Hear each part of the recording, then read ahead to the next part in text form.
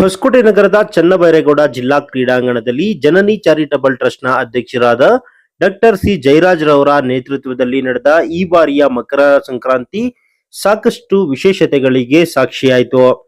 ಪ್ರಮುಖವಾಗಿ ಪ್ರತಿ ವರ್ಷದಂತೆ ಈ ವರ್ಷವೂ ಸಹ ಗೋಪೂಜೆಯೊಂದಿಗೆ ಗೋವುಗಳಿಗೆ ಪಶು ಆಹಾರವನ್ನ ವಿತರಣೆ ಮಾಡಿದ್ರು.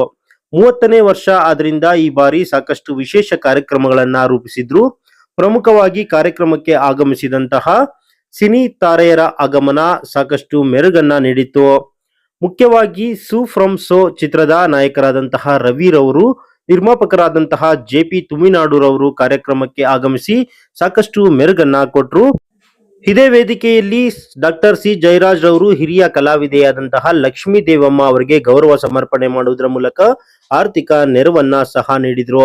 ಸಿ ಜಯರಾಜ್ ರವರು ಕಲಾವಿದರಿಗೆ ಸಾಕಷ್ಟು ಆರ್ಥಿಕ ನೆರವನ್ನ ಕಾಲಕಾಲಕ್ಕೆ ನೀಡ್ತಾ ಬರ್ತಿದ್ದು, ಪ್ರಮುಖವಾಗಿ KGF ಚಿತ್ರದ ನಟರಾದಂತಹ ಹರೀಶ್ ರೈ ರವರು ಇತ್ತೀಚೆಗೆ ಅನಾರೋಗ್ಯದಿಂದ ನಿಧನರಾಗಿದ್ರು. ಅವರ ಕುಟುಂಬಕ್ಕೂ ಸಹ ಆರ್ಥಿಕ ನೆರವನ್ನ ನೀಡಿದ್ರು. ಅಷ್ಟೇ ಅಲ್ಲದೆ ಸುದರ್ಶನ್ ಅವರ ಕುಟುಂಬಕ್ಕೂ 1 ಲಕ್ಷ ರುಗಳ ಆರ್ಥಿಕ ನೆರವನ್ನ ಸಿ ಜಯರಾಜ್ ರವರು ನೀಡಿದ್ರು. ಇನ್ನು ಜಯರಾಜ್ ರವರು ಹೇಳುವಂತೆ ಸುಮಾರು 20 ವರ್ಷಗಳಿಂದ ಅವರು ಕೂಡ ಸಿನಿಮಾ ಮಾಡಬೇಕು ಅನ್ಕೊಂಡು ಬರ್ತಿದ್ದಾರೆ, ಆದ್ರೆ ಅದು ಸಾಧ್ಯವಾಗಿಲ್ಲ.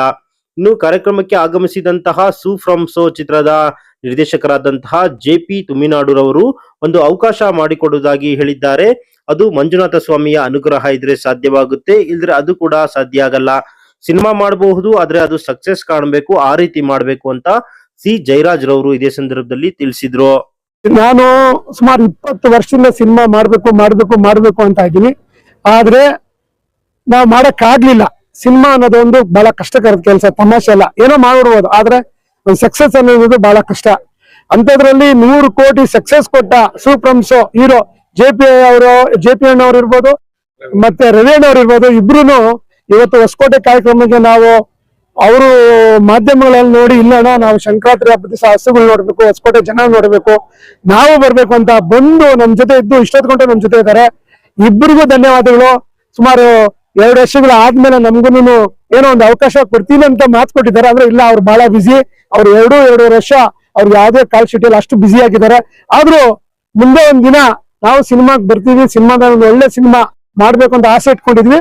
ಆ ಮುಂದಿನ ಸ್ವಾಮಿ ಆಶೀರ್ವಾದ ಮಾಡಿದ್ರೆ ಮಾತ್ರ, ಇಲ್ಲ ಅಂದ್ರೆ ಇಲ್ಲ.